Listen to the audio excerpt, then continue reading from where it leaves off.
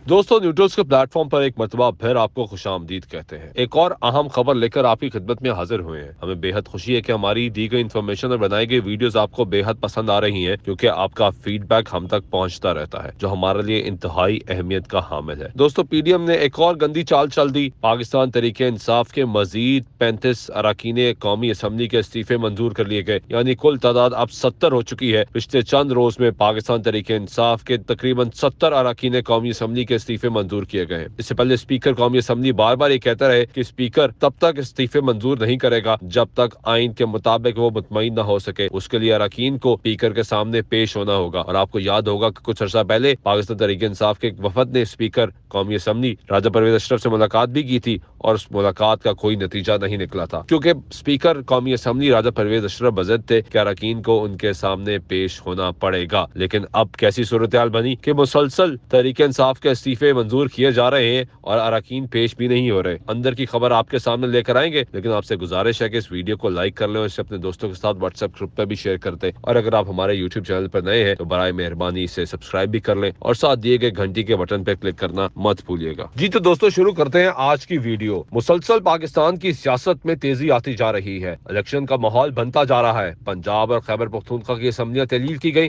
तो उसके बाद पाकिस्तान तरीके इंसाफ ने कौमी असम्बली में वापस आने का ऐलान किया, और उसकी सिर्फ एक अहम वजह थी, निगरान सेटअप के लिए पाकिस्तान तरीके इंसाफ मुशावरत करना चाहती है, क्योंकि आपको मालूम है कि आइन के मुताबिक निगरान सेटअप के लिए लीडर ऑफ द हाउस और लीडर ऑफ द ऑपोजिशन ने मुज़ाकरात करने हैं और नाम तजवीज करने हैं, और उसके बाद अगर उस पर हतमी फैसला नहीं होता तो वो पार्लिमानी कमेटी में जाएगा मामला, और पार्लिमानी कमेटी भी ऑपोजिशन और हुकूमती बेंचेस से अरकान पर मुश्तमिल होती है, और उसके बाद अगर वहां पर भी फैसला नहीं होता तो फिर मामला इलेक्शन कमीशन के पास जाता है। लेकिन तरीके इंसाफ इस पूरे अमल का हिस्सा बनना चाहती है, लेकिन वफाकी हुकूमत को बहुत ज्यादा खौफ है इमरान खान से, क्योंकि ये भी खबरें सामने आई कि जिस तरह चौधरी परवेज इलाई से एतमाद का वोट दिलवाया गया, उसी तरीके से आइन के मुताबिक सदर आरिफ अलवी भी शहबाज शरीफ को एतमाद का वोट लेने का कह सकते हैं। तो बजाय तरीके इंसाफ के कौमी असम्बली में वापस आने के ऐलान से पीडीएम हुकूमत की नींदें उड़ना शुरू हो चुकी हैं, और खास तौर पर वजीर आजम शहबाज शरीफ तो वाज़ेह तौर पर नजर आ रहे थे कि वो इस कौमी असम्बली से एतमाद का वोट नहीं ले सकते। आपको हमने पहले भी बताया कि एमक्यूएम नाराज है, बलोचिस्तान से आवाजें उठ रही है, इत्तेहादी मुसलसल नाराज है, क्योंकि पाकिस्तान तरीके इंसाफ मुसलसल प्रेशर बिल्ड करते जा रही है, और पीडीएम का यह हुकूमती टोला परफॉर्मेंस में सिर्फ और सिर्फ बातें कर सकता है, जबकि परफॉर्मेंस हकीकत में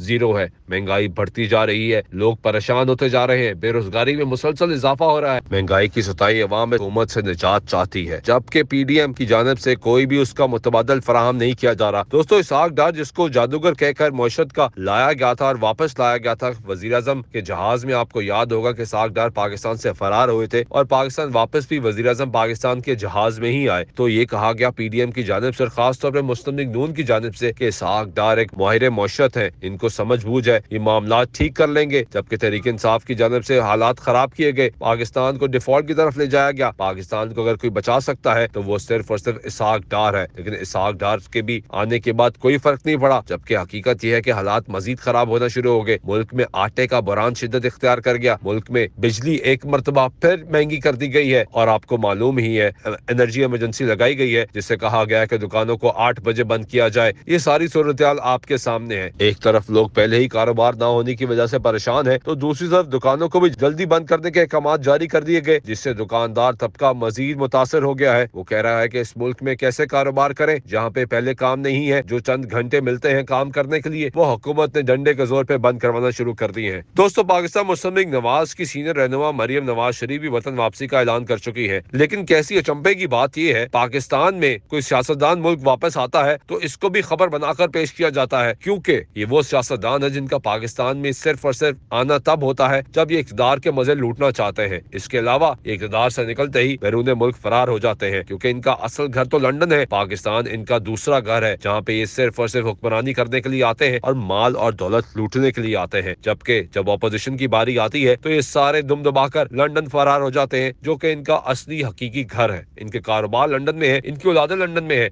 इनके रिश्तेदार लंदन में है, जबकि ये सिर्फ खुद आते हैं पाकिस्तान और पाकिस्तान में आकर लूट मार शुरू कर देते हैं।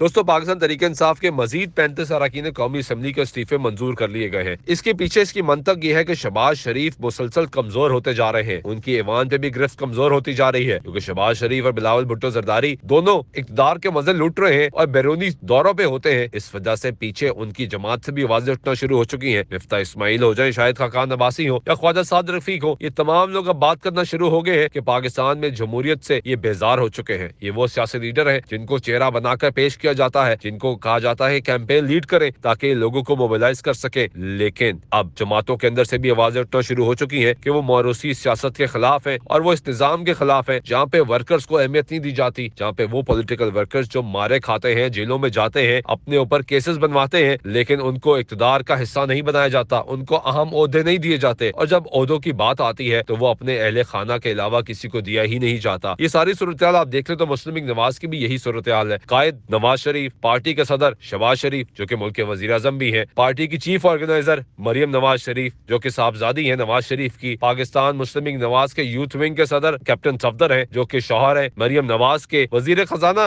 नवाज शरीफ के समधी इसहाक डार हमजा शहबाज को वजीर आला पंजाब बनाया गया, सुलेमान शहबाज को वापस लाया गया और कहा जा रहा है कि इनको भी सियासत में एंट्री दिलवाई जाएगी। और बात यहाँ पर खत्म नहीं होती, बल्कि जुनेद सफदर का भी बयान सामने आ गया कि वो पाकिस्तान वापस आ गए हैं और इसको भी खबर बनाकर पेश किया गया कि वो पाकिस्तान वापस आ गए हैं और पाकिस्तान आकर अपनी वालदा और अपने रिश्तेदारों की मुआवनत करेंगे। वो मुआवनत कैसे करेंगे? क्योंकि उनको सिर्फ और सिर्फ सियासी तौर पर ट्रेन किया जाएगा। जबकि दूसरी जानब देख लिया जाए तो आसिफ अली जरदारी के बाद अब बिलावल भुट्टो जरदारी है, बिलावल भुट्टो जरदारी के बाद बात होती है तो आसफा भुट्टो की बात होती है कि उनको भी पॉलिटिकली ट्रेन कर दिया गया है और उनको भी इस मर्तबा सियासी मैदान में उतारा जाएगा। दोस्तों, यही वजह है कि पाकिस्तानी सियासी निजाम से और सियासी जमातों के इस रवैये से बहुत से सीनियर सियासतदान नाला होना शुरू हो चुके हैं और यही वजह है कि शहबाज शरीफ की कौमी असम्बली में जो मजबूती है वो कमजोर होती जा रही है। MQM पहले ही आवाजें उठा चुकी है क्योंकि पीपल्स पार्टी ने उनके साथ वादा करके हाथ कर दिया। कराची के बलदियाती इंतखाबात हो उसमें सामने वाज़ेह तौर पर नजर आया, कराची और हैदराबाद में जहाँ पे MQM का होल्ड था वहाँ पे वो बलदियाती इंतखाबात का बाइकआउट कर देते हैं। उनसे जो वादे किए गए वो वफा नहीं किए गए और वो भी नाला नजर आ रहे हैं क्योंकि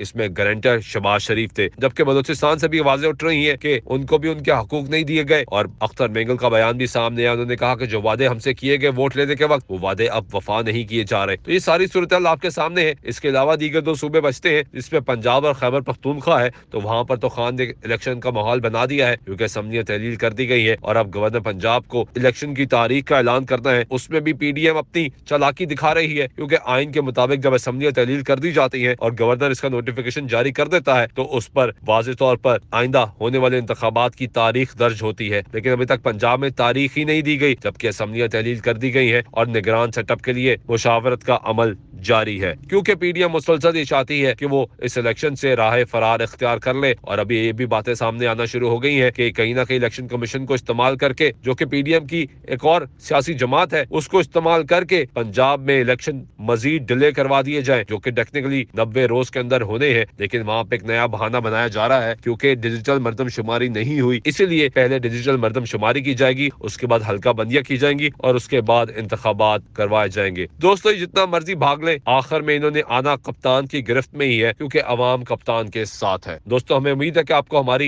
ये वीडियो पसंद आई होगी। वीडियो पसंद आई है तो इसे लाइक जरूर कीजिएगा और नीचे दिए गए कमेंट सेक्शन में अपनी कीमती आरा से हमें जरूर आगाह कीजिएगा। और आप अगर हमसे कोई सवाल पूछना चाहते हैं तो वो भी आप नीचे कमेंट सेक्शन में हमें लिखकर भेज सकते हैं। हम कोशिश करेंगे कि आपके सवालात के जवाब अपने रिपोर्टर्स और रिसर्चर्स की इन्फॉर्मेशन की बुनियाद पे आपको दिए जाए। और अगर आप हमारे यूट्यूब चैनल पर नए और अभी तक सब्सक्राइब नहीं किया तो आपसे दरख्वास्त है कि इसे सब्सक्राइब कर ले और साथ दिए गए घंटी के बटन पर क्लिक करना मत भूलिएगा। शुक्रिया।